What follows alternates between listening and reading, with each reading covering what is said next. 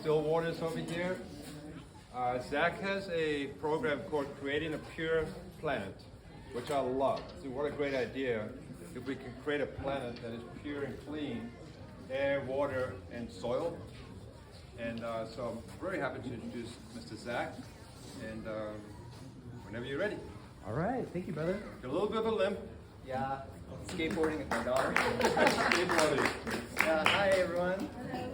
So yeah, two things I want to talk to you briefly. I'm going to talk about what he had mentioned, creating a pure planet. I feel like I need to say something about the invisible things. Who here knows about the heavy metal issue?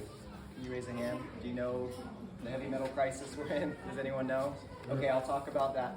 Who is aware of how good it feels to sleep in nature away from it all? Who knows that truth? Okay, all right. And who has mastered their mind to quiet the mind and have inner peace? Okay. You. All right. Yeah, I'm working on it. I'm getting close. So those are the three things that are invisible that I want to speak to. I'll just speak to it briefly, and then I'm going to talk about the sacred Mayan calendar. Who here knows about the Mayan calendar? A little bit? Okay. So those are the four things I'm going to talk about. I'm not sure how much time I have, so I'm just going to flow here with you all. So my name is Zachariah Stillwater. I was born in California. When people say, where are you from? I say I'm from the stars, but I was born in California.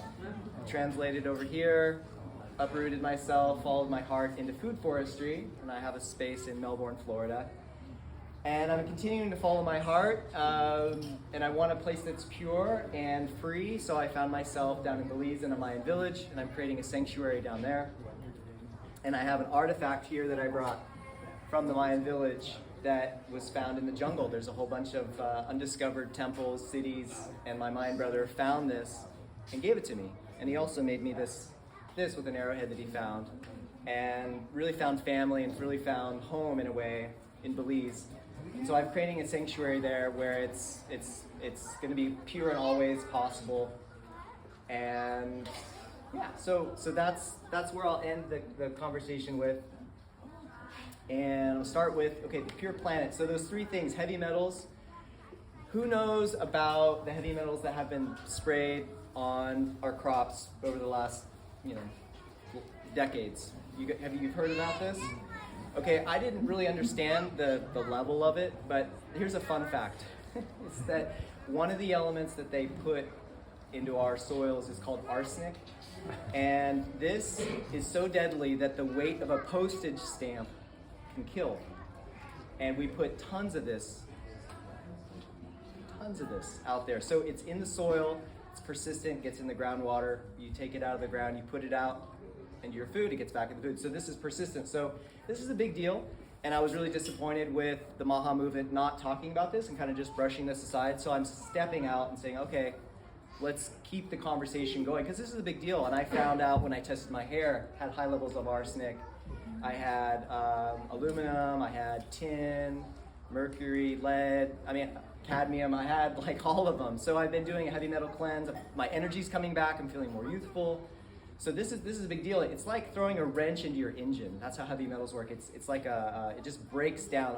Who knows about how our cells work? Has anyone like deep dive, a little bit about cells? Cell biology, cellular health. Okay, so do you know how delicate and complex and amazing the cellular process is? To generate energy and to be like breathing and alive, right? Yes. So it's really complicated, really subtle, and these things get in there, and it's like an assembly line is happening, and all these chemical processes have to work, right?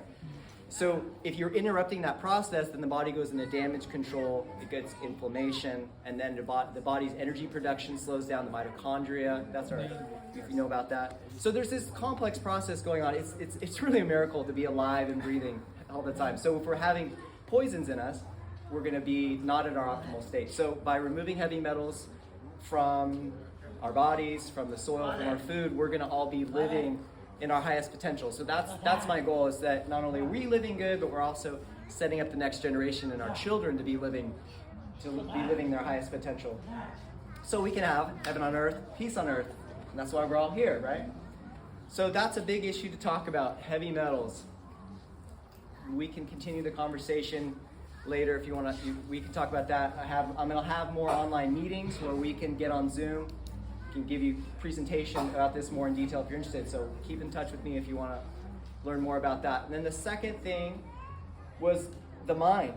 Now, that's another thing. We can talk more in detail and go online about that. But who here believes the mind is you?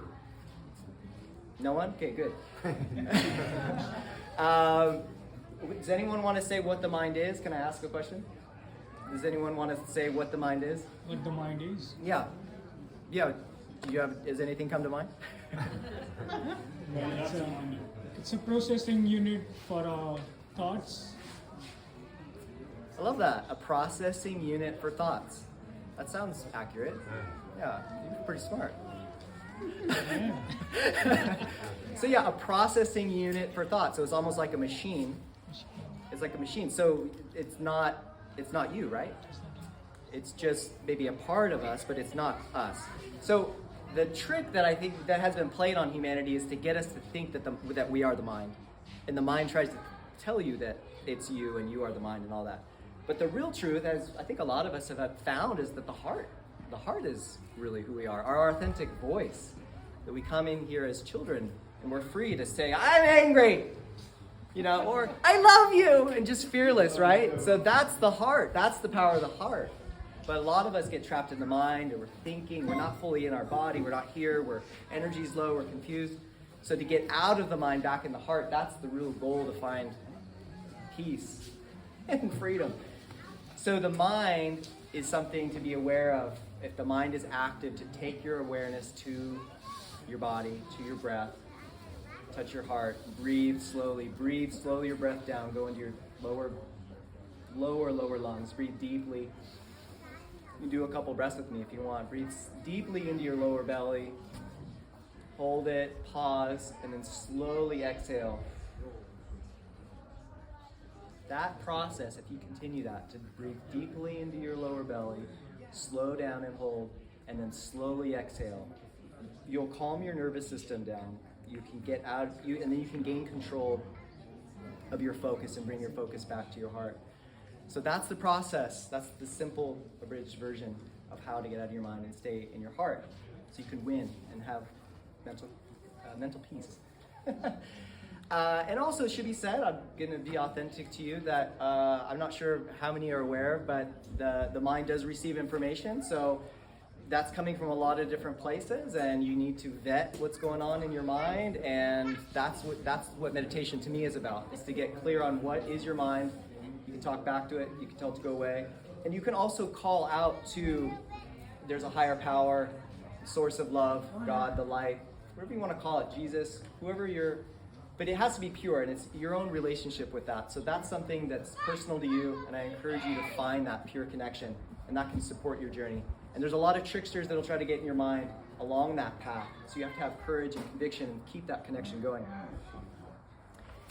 So those are two things: invisible threats, 2 and 3. So we got invisible threats with heavy metals, then we got the mind and spirits, and the last one's not coming to me. So I think with time I'm going to switch over to the mind calendar. So this is where I'm really excited. This is the first time I've talked about this since 10 years ago. That was the first time I gave a class before my daughter was born. And this has been something really personal to me. So again, some of you have heard the mind calendar before. A little bit. Okay, have you ever heard the term the Tzolk'in? No. Okay. No, a little bit. You have heard. What do you know?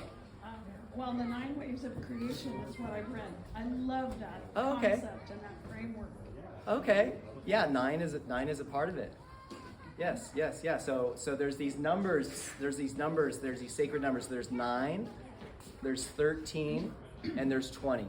So those are the 3 wheels that are spinning. And when those wheels, almost like gears, when those gears come together, they make a pattern. So each day has a combination of all those 3 wheels coming together. The 2 main wheels, the 13 and the 20, that makes up the primary calendar of the Tzolk'in. And this is what blows my mind. And when I'm talking about creation, to me, these are the secret codes of creation. Do you know can anyone do math here? Do you know what 13 times 20 is? 260. Who was first? Man, you're awesome. All right, good job. All right, so, and how about, do you know how many months 260 is? All right, so almost 9 months, right? Almost 9 months. And how long does it take for a baby to be born? 9 months. All right, so think about this. Who here is father or mother?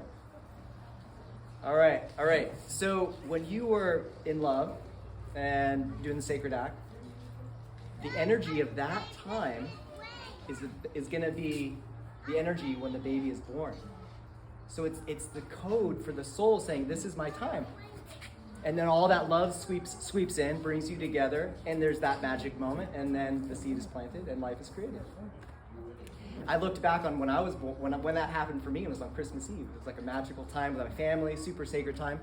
And then I popped out, and it was just a random time. My mom met my dad, and not together, but it was just like my time to come in. And my dad, it was cosmically aligned, and I came in. So 13 and 20, about 9 months. That's an amazing thing. Now the other thing with 13 and 20, 13 is the number of major joints. So we have 3, 3, 3, 3, and 1. So 13 major joints, 20 is our digits, our hands and our toes.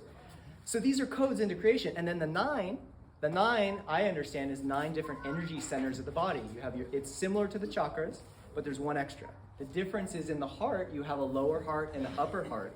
So this is 4 and this is 5. This is 6, this is 7, this is 8, and then 9 is above the body. So when we're born, we get one of those numbers, 1 through 9, and that is like kind of a superpower that we get. So my superpower is 8 and 9. So I have, when we're talking about the mind, like I can communicate very easily up here, but a lot of people can't, and they're in number 1, they're more earthbound, they're more rooted here, and they're good workers. For me, I'm more of a thinker and like a philosopher, and so there's these different superpowers or qualities that we have. And for the 20 has to do with archetypes. Who knows about archetypes? Can someone describe what an archetype is? Pattern. A pattern. Anything more to add? Character. An energetic pattern. Yes. Any more? Energetic essence. Yes. Any more? What? Divine purpose. Yeah. Any more? Things that run all the time. Themes? Yes. I like that one the best. Thank you. But they were all good. But yeah, themes of the and purpose. It's like, you ever play a video game and you choose your character, right? And you're like, okay, this one, he's a little bit shorter, he's a little bit more stout, but he's quick, and then the other one's tall and he's slower, but he's got long arms. These different qualities that make us unique, and we all have our place and our purpose. So what this has done for me, understanding this calendar, is to understand that when people are different from me, it's okay. And I get to learn from them, and I get to learn what they need and what temperature they're at. All these qualities. So these 20 energies are broken up into 4 groups. And they're based on color, and the color has to do with tone and energy. So there's a red, fire, there's blue, water, there's yellow, which is sun and warm, and then there's white. White is clear, it's bright, it's more air, right? So similar to the elementals. So there's 20 energies, and I thought it'd be fun. I'm not sure how much time I have, and I don't know if we're gonna be able to do it as a full group, but that was my heart's dream today. I was like, could I look up everyone's energy, or maybe we can do like 5 or 10 of us and put you into groups if you're interested, and you could find out who else has your color and find similarities. And what was interesting, right before I did the talk, these brothers that I love came up, and they were all reds, and 2 of them had the same energies, and even the energies of today. So it was really magical. And then this keeps happening to me.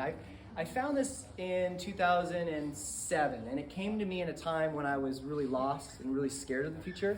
And it was a divine moment when this friend new friend, came to me and said, you've got to learn about this. You've got to check out this video. And so it changed my life, and it gave me so much peace, because what I realized is as these cycles turn, there's these resets. So no matter how bad things look, no matter what the outlook is and what people think is going to happen, always trust that there's going to be a cycle of change, just as we go from winter to spring. And that's what we're in right now. That's what the Mayan calendar 2012 was all about, is we were going out of an era into a new era. So we're in the new dawn. And you understand it's darkest before the dawn, right? It's dark. We're in twilight right now. And there's some of us that are bright lights that we're here to shine. We're here to empower you to find your own uniqueness and to love yourself and accept yourself. So this is a system to understand who you are and to understand why certain people are in your life, what you have to learn from it. And I could go into what I've had to learn, but we can do that later. So I wanted to give you just a basic little summary of the Mayan calendar. I'm happy to talk about more. I want to do some online classes. I'd love for any of you to come down to Belize, come to the sanctuary, experience the Mayan village, live through these cycles, these waves that we go through. Yes, and I'll bring that up. So the 13, the 13 cycle. The 13 cycle is like a wave. So who here has surfed? You surf? Okay, can you give me, anyone want to talk about what it takes to be a good surfer? Anyone? Commitment? Commitment? Okay, I love that. Flow, yes. Okay. And timing, yes. Anything more? Goal setting. Yeah, you have a vision of where we're going. Sense. You have to sense the tide. Sensation. Yes. Intuition, flow, like sensing when it's about to happen. Pulling you, and the waves forming. I know as a body surfer, you feel it. Yeah. Yeah, right. So you're in the water, you see the wave coming, you set yourself up, and it would be stupid to start paddling when the wave's far away, right? But you wait till the wave's coming at the right time, and then you paddle. And then the wave carries you on. So that's what this 13-day wave is all about. So if you're an entrepreneur, say you've got a passion to help the world, or this can give you an edge beyond what most people understand. And I will say this, whenever I talk to people about this, I say, if you know nothing about it, that's okay. As long as you stay present in your body, in your breath, and you listen to your feelings, and you trust your intuition, you trust that spark that comes through you and that aliveness of creativity, and you follow that, then you're doing the work. But if you're like me and you like, or you're a surfer and you want to kind of be more tactical about this and schedule your days along this, schedule your creation along this, you can understand this calendar. I'll give you a brief flow of the 13 days. So 1 is the beginning, obvious. Number 1, the beginning. Number 2 is duality. It's choosing which way, right or left, right or wrong, up or down. It's duality, right? Number three is action. So after you've made a decision where you're going, then you take action. Action is exciting because that's when creation starts. And you're like, woo! And there's a burst of energy on day 3, and it's a little unstable because it's new. It's just woo! And number 3 can have the possibility to be impulsive. And I'm still working on this with number 3 on how to harness that energy that you're just bursting with it, and how to be patient and slow down. So that's the edge for number 3. Number 4 is stability. It's form. So after you've taken action, things start to solidify, becomes more stable. The even numbers are more stable. The odd numbers are a little more wild. Number 5, that's what I am. I'm a number 5. It's a tone of empowerment. It's when you take creation and you multiply it.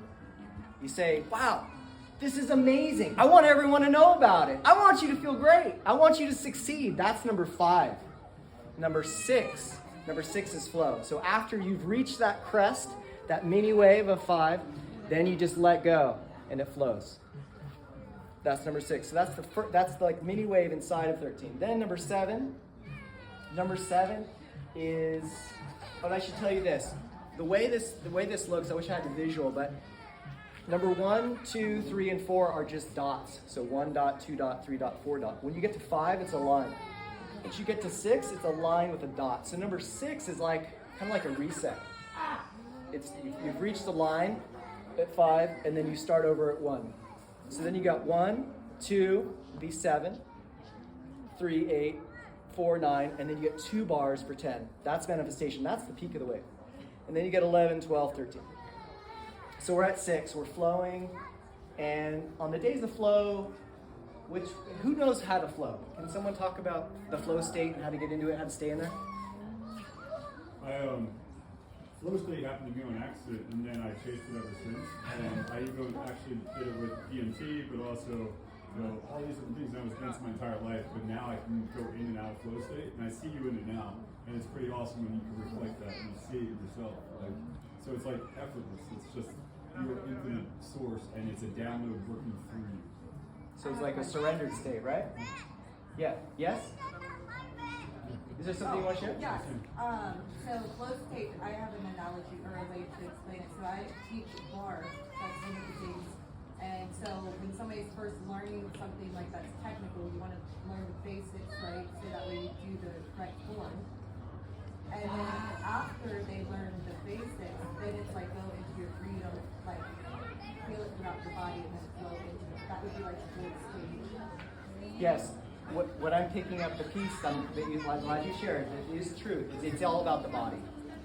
The flow state is all about the body. It's not the mind. The body, mind, the connection to self. The body's leading. The body leads. Yes. Yeah, we tend to associate with ego and identity, and all that. So it's letting go of all that and body, putting the head and body together, and then trust so much that 1 + 1 is all.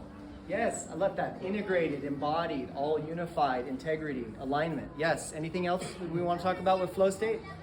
Yes. Being really present and observing. Like I remember the end game of golf and figure skating. It's all about like watching the waves, skis on the snow, like hearing the snow and all of that. And it's a deep presence in the body. What I saw in you in your mannerisms was the bendability of flow, like water. Bruce Lee, right? Be like water, my friend.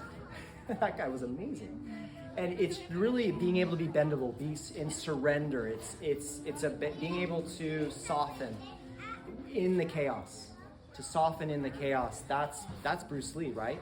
He was tactical and amazing, and no matter what was happening, he was always in control. But he never was trying to force it. He was reacting to life and flowing with it. So that's flow state. So it's like you're cresting. It's almost like you launched and then you're flying like a bird, and you're just following the wind. Wherever the wind takes you, you're just kind of feeling that wind. So that's flow state. That's the middle of it. That's the midpoint of the 13-day wave. So you get to 7. 7 is 2, right? It's the line for 5, the dot for 1 for 6, 2 dots, 7. So 2 is to be or not to be again. We're back to that pivot point again at number 7.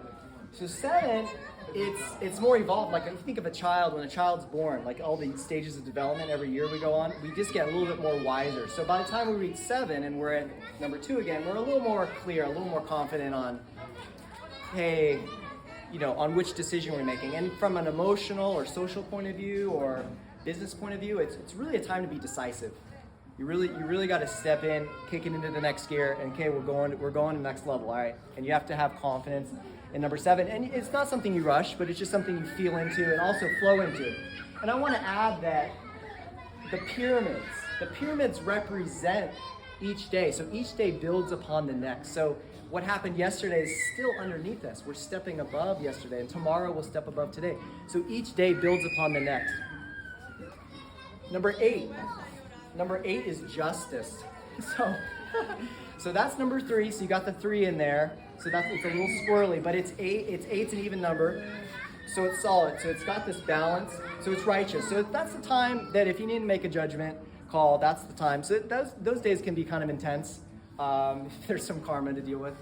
Number 9 is patience, and this is the funniest day. This is the funniest day to watch the collective on number 9, because our culture is really impatient, right? So the amazing thing about number 9 and patience is it's right before 10, right before manifestation. So we're building into manifestation, but we're not quite there yet. So there's this incredible tension, and if you don't know how to be patient, you can explode. Right? So when someone's impatient, you know what that looks like. You know what that feels like. Well, I've been impatient, right? Who's been impatient? Everyone? I got to see everyone's hands. Like, right? Come on. All right, so number 9, patience. So that's a really important day for anybody to look at, to know, mark that on your calendar. Today's day of patience. Really be patient that day. And you'll watch grace will unfold. There'll be such a beauty on that day when you slow down on number 9. So number 10, we've reached the crest. So that's when the invisible becomes visible. That's when your creation becomes manifest, good or bad, win or fail. That's when reality, that's the reality check on number 10. And it's extra energy. So that's the day for entrepreneurs to really use that day. Be decisive, in flow, get rid of the noise, stay focused. That's the day to achieve big things on day 10. That's the day you get up, take care of yourself on day 9, be patient, get good rest. Day 10, attack the day. Then number 11, that's when you slow down. That's the day you take it easy. And you let things settle, because 11, again, is 2 lines and then 1. So it's another reset. My daughter is 11, and this energy is the energy of neutrality. So on that day, that's the day to be neutral. So for emotional healing and relationships, that's the day that you don't take sides. That's the day to get into unity consciousness. Who here knows about unity consciousness? You do. Wonderful. Can you explain that? Yes, that's what it's all about, right? We're all here to rise above duality into unity. That's getting out of the low heart, the ego, the small me, into the big we. We're all one family. We're all in this together. We all feel together. We all bleed together, right? We all laugh. We all cry together. We're all in this. We all feel each other. So it's about holding space and neutrality. That it's beyond right and wrong. It's true love. That's my daughter embodies that. It's a really beautiful thing. She doesn't take sides. She just wants to love. And the gift, if we get into this deeper with our archetypes, is that each day has a masculine and a feminine. So the 5s, like my five brother over there, we have 11 on our left side, our feeling side, which could be called the feminine side. So the 5 has 11 to the left, and it has 12 to the right. 12 is the tone of understanding. It's a beautiful healing energy. Who here has felt held in space with someone that truly loves you and understands you? Has anyone had that experience? How does that feel? Yeah, right? You've done nothing wrong. We can understand you. It's empathy. Like, yeah, I can feel you. I can be in your shoes. I know what you're going through. Man, that's tough. Or celebrating with you. Wow, that's a win, man. Good job. Keep going. That's the right side of 5. So each number has a left and a right. It also has a past and a future. So number 5 has 13 in the future. So I'm pushing us towards ascension. I'm pushing us to the highest level. That's what 5 does. Behind me is 10. I've got manifestation at my back, and I use my wings of neutrality and understanding to push us to ascension. So that's how this works. And each number has its own quality. And I'm still understanding them. And I'd love to understand it with you all if we keep the conversation going to find out what number you are. I want to ask you questions. I'm discovering this myself because this information was almost destroyed. The Spanish thought it was the work of the devil, and they burned everything. They destroyed everything. But luckily, those day keepers, those brave Mayan elders, put this in the caves. They saved this information. They inscripted it in stone so it could not be destroyed. And it's still down there in Guatemala and Belize. It's a beautiful thing that this has been saved. And it's not from them. This is the thing that I think a lot of people get confused. You hear about the Mayan calendar. Well, who are the Mayans? Like, they're kind of a forgotten people. But this was given to them. And these pyramids are amazing. They just found out. I just heard the news. I need to verify it, but I trust it because it was on Rogan of all things. And they said they found a pyramid in Guatemala that's bigger than the ones in Egypt. And so it's out in the jungle. There's the second largest tropical forest is back there next to the Amazon. It's just vast. It's vast. So that's something that if you're an adventurer and you want to go explore the jungle, that's something my Mayan brothers love to do, and they will take you on an adventure if that's something you're interested in. And and then I don't know how much time we have, but I just wanted to show you. I brought these things if you want to see. How much time you have? Yeah, how much time? 1 minute? Okay. So here we are, last 1 minute. So I just want to show you this. If you want to come up and see me afterwards, anytime, I brought an artifact that my Mayan brother found from the jungle. This is a piece of pottery. You don't know how old it is, but it's a picture of a Mayan. It looks like a guy, and he's got a little bird on his shoulder. And then he's got, it almost looks like a headdress, but for me, I intuit this as, it's like his spirit guides. The mind, we're really, really spiritual and connected, and I think it's time for us to remember the truth of creation. And it saddens me to see a lot of people that don't know, that don't even understand this happening. I see these energies affecting not only myself, people around me, but I see it in news cycles, I see it in politics, I even see it in the stock market. This is affecting all of us. This is not just Mayan. This was given to the Mayan people a long time ago to help them. But this affects all of creation. So this is a big deal, and that's why I'm so excited to talk to you about it. So thank you so much for listening.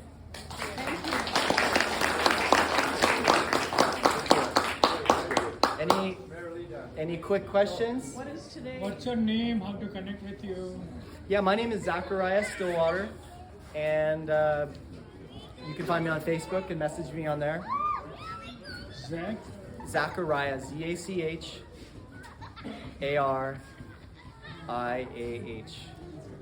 Stillwater.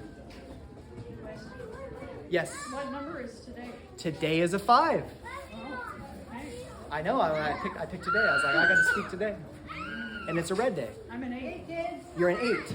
Okay. I'd like to look you up to verify with my system name. Yeah. Cool. Any other questions? Okay. Cool. So who's up next? The kids. We're gonna have kids play. The kids. Hey, let's hear it for Zachariah, man. Beautiful. Good one, 3 hours. Yeah. Yeah. Thanks. I appreciate it.